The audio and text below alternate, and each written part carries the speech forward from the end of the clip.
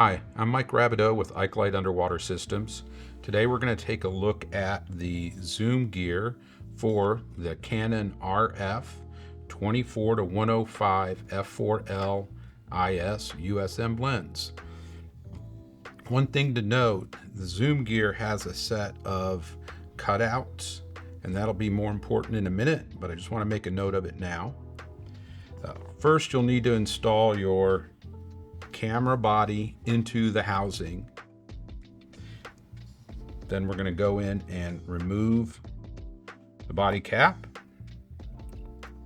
We're going to take the zoom gear and we're going to find one of these small thin cutouts in the zoom gear, and we're going to position it so that it's in line with the red dot on the camera body.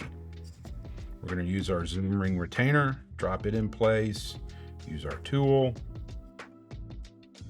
and we're going to just rotate this around so that the zoom gear is in place. Now, once we put the zoom ring retainer in, that gear may move a little bit.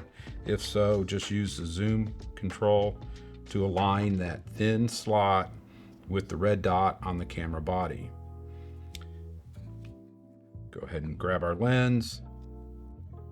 The slots in the zoom gear correspond with the switches on the side of the lens. It's important that the slots are there so that they don't accidentally change the lens settings. So what we're going to do is we're going to align the red dot on the lens with the red dot on the camera body, drop it into place, push down, and rotate clockwise and lock the lens into place. Now we're just going to check the zoom, make sure it functions properly. You can see the lens extends, and we're all set. The next step is just to put the port on and you're ready to go.